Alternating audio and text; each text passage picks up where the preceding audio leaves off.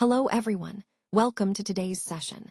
I'm excited to introduce you to our topic, Mega Goal 3.2. Today we'll be focusing on listening and discussing skills, which are essential for effective communication. This is Unit 11, titled Express Yourself. Over the next few minutes, we'll explore strategies to improve how we listen and share our ideas clearly and confidently. I'm glad you're here, and I look forward to our learning journey together. Let's get started. Let's take a closer look at this slide titled Languages. What do you think this slide will be about? Well, it features a word written in different languages, which immediately hints at the theme of linguistic diversity. Now, if you look at the picture, what does it show? It's a collection of various words, each in a different language, all meaning the same thing, probably hello or welcome. This visual really emphasizes how language connects us, but also how it varies across cultures. The main idea here is about expressing yourself through language. When we talk about this unit, express yourself, we're exploring how language allows us to communicate our thoughts, feelings, and identities in unique ways. And before we dive deeper, we're starting with a warm-up to get us thinking about the different languages around us and how they help us share our stories. So, think about the words you use every day and how they might sound in another language. This sets the stage for understanding the importance of language as a tool for personal expression and cultural connection. It is Mandarin. So, what is the most widely spoken language in the world? Well, many people might guess English or Spanish, but actually, Mandarin holds that title. It's spoken by over 1 billion people, primarily in China. This highlights how language can really reflect the size and influence of a country. Understanding Mandarin's prominence helps us appreciate the importance of language learning and cultural exchange in today's interconnected world. As we explore different languages throughout this presentation, keep in mind how central Mandarin is to global communication. This slide highlights that the Cambodian alphabet consists of 74 letters, which is quite fascinating.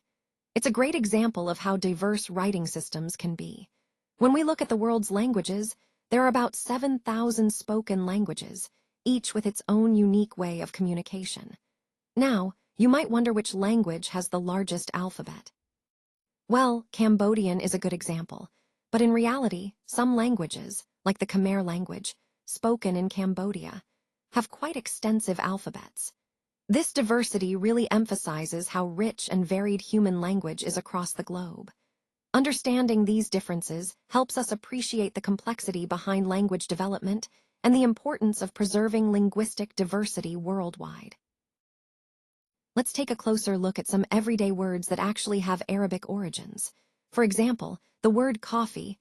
Did you know it comes from the Arabic word kawa? It's fascinating how this popular beverage traveled from the Arab world to become a global staple. Next, we have cotton, which derives from the Arabic word quittan.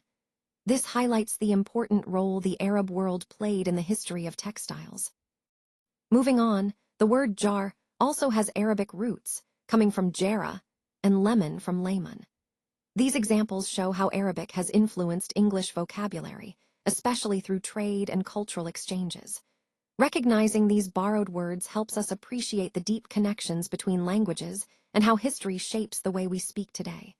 This ties back to our overall theme of language development and cultural exchange across civilizations. So, have you ever wondered just how many words are in the English language? Well, estimates suggest there are around 800,000 words. That's a huge number, but it also highlights how rich and diverse the language really is. Now, keep in mind, not all these words are in common use, of course. Many are technical terms, archaic words, or specialized jargon. But what this number really shows us is the incredible capacity of English to grow and adapt over time. It also underscores the challenge and beauty of learning and mastering the language. Throughout this presentation, we're exploring how language evolves and why understanding its scope can help us communicate more effectively. So, whether you're a student, a professional, or just a language enthusiast, realizing the vastness of English can really inspire you to keep exploring and expanding your vocabulary. Let's dive into some interesting language quirks. First, what is the word that has the most definitions in the English language?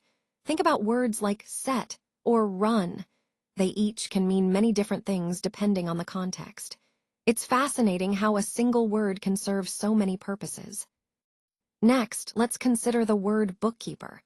It's unique because it's one of the few words that contains 3 consecutive doubled letters, KK and E. This makes it a fun example of how complex and peculiar English spelling can be.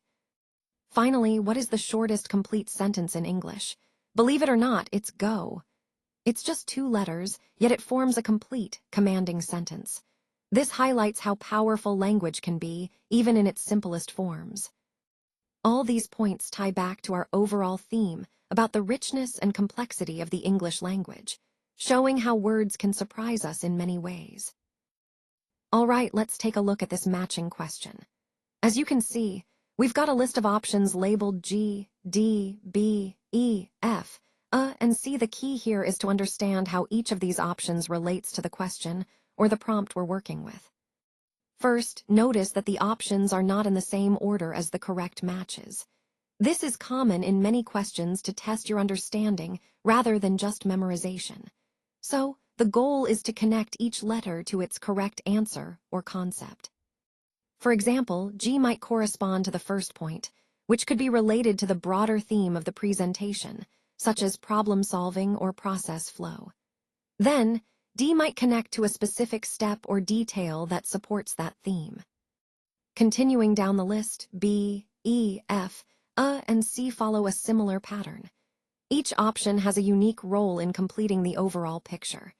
The important thing here is to think critically about how each matches with the respective question parts, whether that's a definition, an example, or a concept.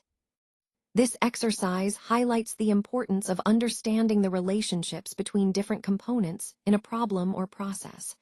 It also emphasizes the need for careful analysis, rather than just guessing. So, when approaching matching questions, always look for clues in the question stem and options, and keep in mind the overall theme we've been discussing. This way, you can confidently identify the correct matches and reinforce your understanding of the material. All right, now let's look at how we answer true or false items. When you're working through these questions, it's important to pay attention to the statements carefully. Remember, the key is to decide whether the statement is correct or not based on what you've learned. In this example, you'll see the word more, which suggests there might be additional questions or statements coming up. We then see the word go, indicating it's time to start answering.